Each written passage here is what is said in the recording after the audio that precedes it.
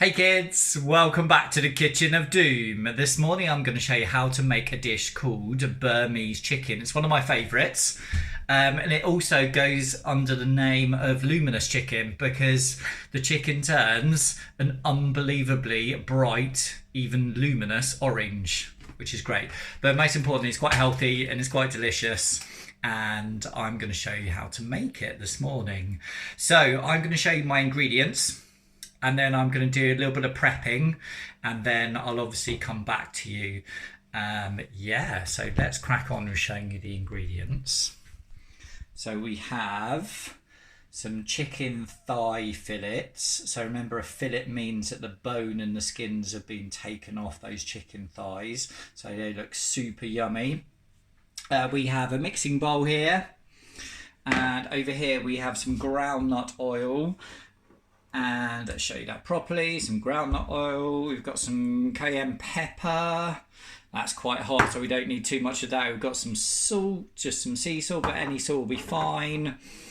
Some ground ginger. Now you can use fresh ginger for this, which is probably preferable, but I'm just going to use ground ginger this morning so I don't head outside and break any rules.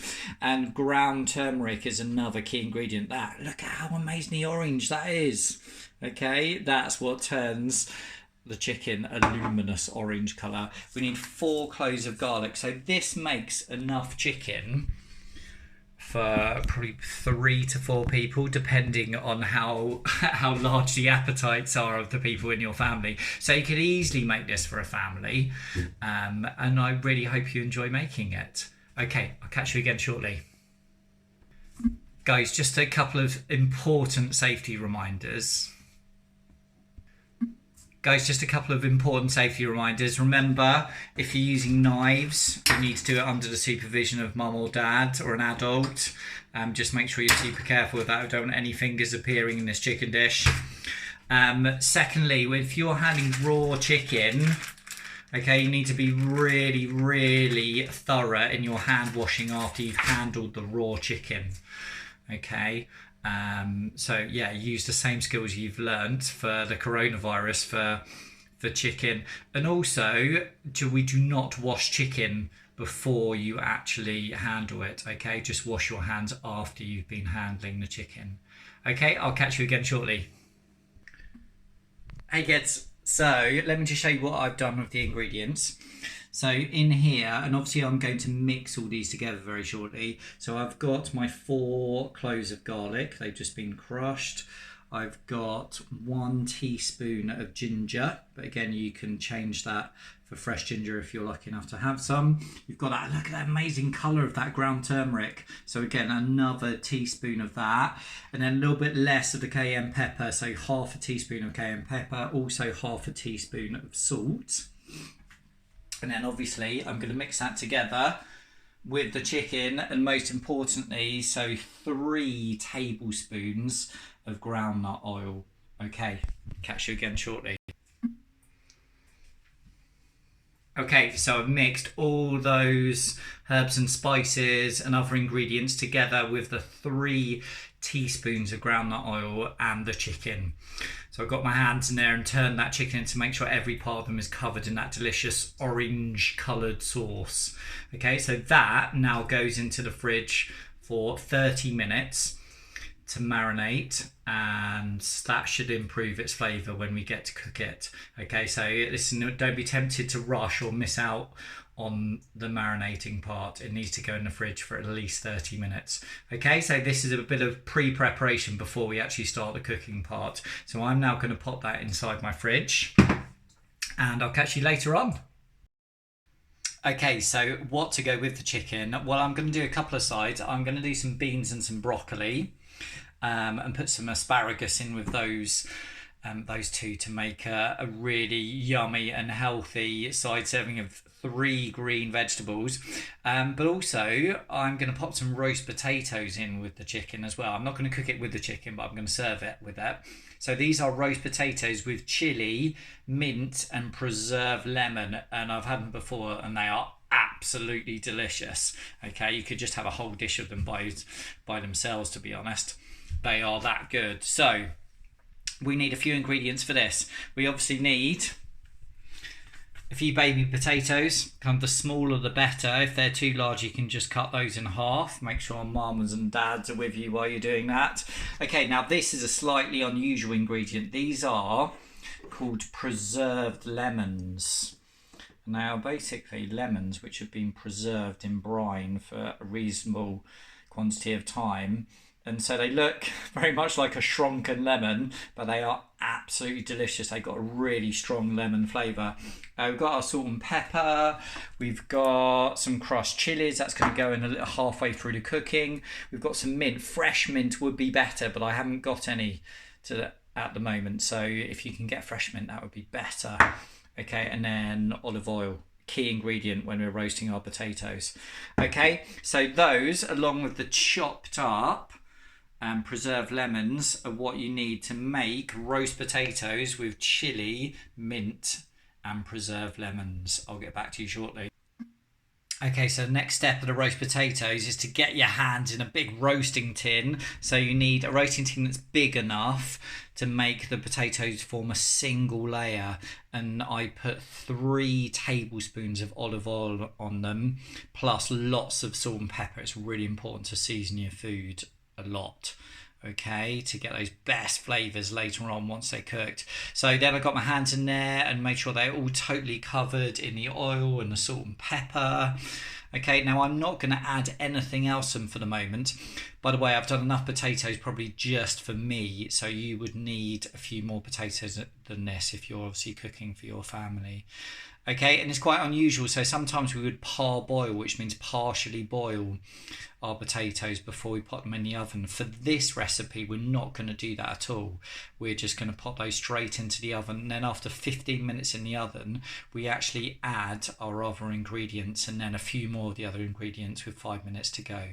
Okay, they look good already though, don't they? Okay, so with the roast potatoes and the Burmese chicken, I'm just going to serve some very simple vegetables. And again, something to consider is to try and get as many different colours as you can, because remember that gives you different nutrients. So I've just got some broccoli, and I've got a few beans, and I've got those bright orange carrots in the bottom there. Okay, so I'm just going to boil these up, making sure they don't turn to slosh, and then serve them with the potatoes and the Burmese chicken. Okay team, so I've got the chicken now marinated beautifully out of the fridge and just popped it on the side. I'm going to use some tongs to put it in the frying pan so I'm not handling that raw chicken, or avoiding that as much as possible. So my potatoes have now just been roasting in that 200 degrees centigrade oven for 15 minutes. And now I'm going to add the flavouring. I'm going to add the crushed chilies, some mint, and that preserved lemon, and some more seasoning, that salt and pepper as well. So that's then going to go in for another 15 minutes. Let's turn that off. And I'm just starting to boil some carrots, so I'm going to boil them for 3 or 4 minutes before I pop in the broccoli and the beans, as they take a shorter period of time to cook. And I've just created a hot griddle pan. Now you could just use a normal frying pan, so I've heated that up at the back, and that's ready for the chicken to go on it. Now you start with a hot heat just to get that glorious orange colour in that chicken, and then you reduce the heat quite quickly to a medium to low heat on that frying pan. Just got to make sure that that chicken is thoroughly cooked through. Okay, ask mums and dads to help, obviously, I'm sure they are. So, about another 15 to 20 minutes to go. Okay, so the mint and just a few crushed chilies. You don't want to blow anyone's head off. Plus some more seasoning and some more olive oil. You can never have enough olive oil. And I've just rolled those around that pan to pick up as much of the flavouring as possible. So they go in for another 15 minutes of roasting at 200 degrees centigrade. The carrots are just about to start boiling. And most importantly, that glorious orange chicken has gone into that hot griddle or frying pan, and I'm just going to fry that for 2 to 3 minutes each side, and then reduce the heat down to a medium to low heat. Okay, I'll check back in shortly. Okay cooks, This is the chicken. Look at that beautiful golden orange colour. So that's been frying now on a medium heat for around about 20 minutes, 15 to 20 minutes.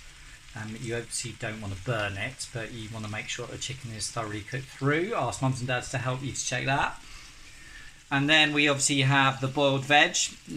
So that's nice and ready to go. So some broccoli, some beans, and some carrots in there. Nice variety of colours. And then I reckon my second favourite part of this dish, look at those beautiful roast potatoes. So I forgot to tell you earlier, the lemon rind obviously went in from those preserved lemons. So I took the flesh out of the preserved lemons and just kept that, chopped up that beautiful lemon peel around the outside and put that in, plus the mint, plus the chilli, plus some more seasoning and oil, with 15 minutes to go. So those have been roasting in the oven. Nice, excuse me, nice small potatoes, remember, for 30 minutes. And now we've got a hot plate ready. Remember, always serve your food on a hot plate. And I'm going to really tuck in and enjoy that. That looks nutritious and most definitely delicious. Okay, so it's all dished up. Year 5. So this is Burmese chicken. There's so many amazing, beautiful flavours in there. You've got the garlic, you've got the ginger, you've got that chilli, you've got those delicious looking roast potatoes, again with some chilli in there, but also that strong lemon flavour as well. And then you've got some delicious veg. Okay, and I've actually drizzled, so out of my roasting pan where I got the potatoes from, I obviously had lots of lemon rinds left in there and some other flavourings that obviously went in with those potatoes. I've just drizzled those on top of my veg. But if you make this one, I really hope you enjoy it. I can't wait to tuck in. That looks absolutely delicious. Okay, enjoy Year 5s. Bye bye. I forgot to mention that awesome mint that I threw in with the potatoes. There's still 15 minutes left of the roasting time. So, guys, I really hope you enjoy this meal. Bon appetit.